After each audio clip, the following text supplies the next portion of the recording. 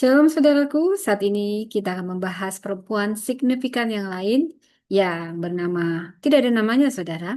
Dia tidak bernama namun dicatat dalam firman. Saya memberi judul hari ini Perempuan Sunem, Keramat Tamahan yang Mengundang Mujizat.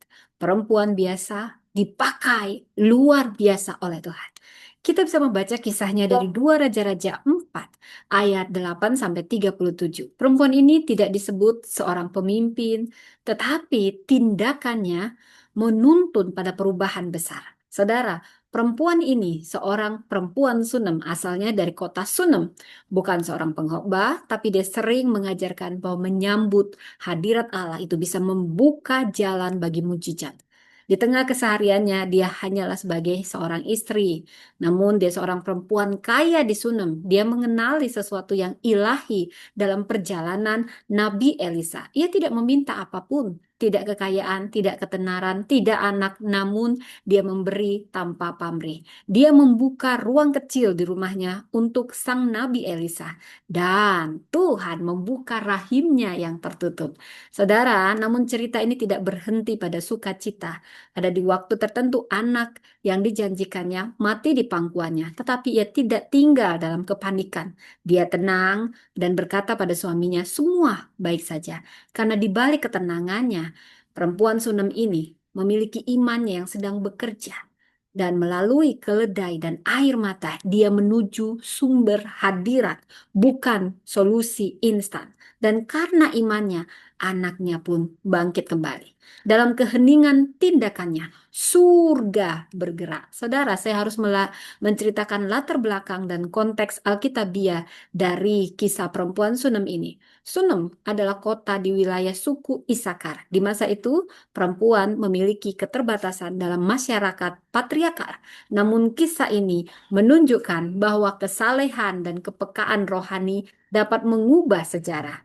Keramat tamahan adalah ekspresi iman yang sangat dihargai dalam tradisi Ibrani. Dengan menerima hamba Tuhan, perempuan Sunem secara tidak langsung menyambut Allah sendiri. Saudara, di sini memang ada kehadiran suami dari perempuan Sunem, namun terkesan pasif. Elisa adalah nabi Allah yang dihormati, dan dia memiliki seorang pelayan yang bernama Gehazi. Inilah perantara yang menyaksikan mujizat. Jadi, perempuan ini merupakan bagian dari narasi besar karya penyelamatan Allah dari penyambutan hadirat ke lahirnya janji hingga kebangkitan hidup. Saudara, bila kita membaca dari 2 Raja-Raja 4 ayat 8 sampai 35, maka kita tahu dimulai dari penyediaan ruang, keramat tamahan rohani. Inilah yang membuka jalan bagi kehadiran ilahi. Janji anak, berkat datang tanpa harus diminta. Ketika hati kita tulus memberi, respon saat kritis, iman tidak bergantung pada keadaan. Di mana ada keteguhan, maka Tuhan tidak akan pernah meninggalkan kita. Kebangkitan anak yang awalnya mati dari perempuan Sunem ini anaknya. Ini adalah mujizat, buah dari kesetiaan dan pencarian akan hadirat. Saudara, ada makna teologis yang dalam ketika saya menggali kisah ini. Di mana keramat tamahan bukan sekedar moralitas, tetapi tindakan propetik. Iman tidak selalu bicara keras, tapi kadang hanya berkata, semua baik saja.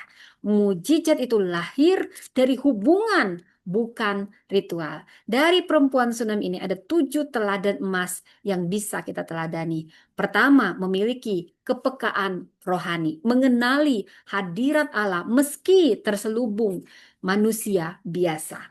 Kuncinya di ayat 9. Kedua, keramat tamahan yang tulus, memberi bukan karena sekedar berlebih, tapi terutama karena memang peduli, saudara.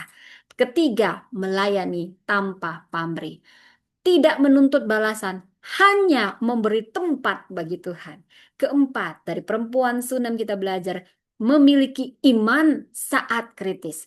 Mengucap kata semua baik saja, ini adalah iman sekalipun dunia sedang runtuh.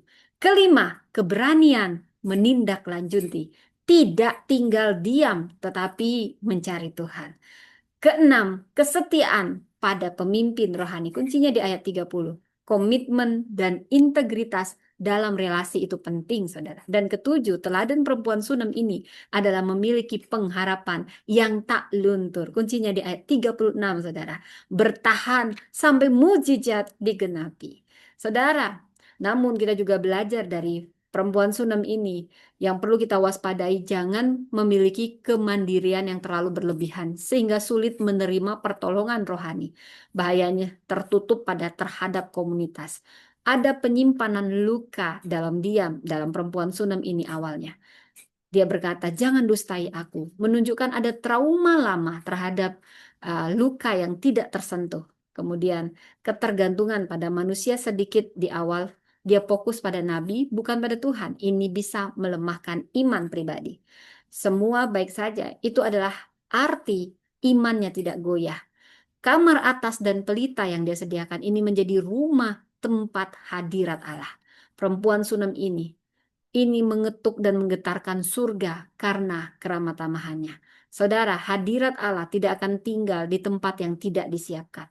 Dari kisah ini kita belajar, keramat tamahan dapat membuka akses bagi Allah bekerja.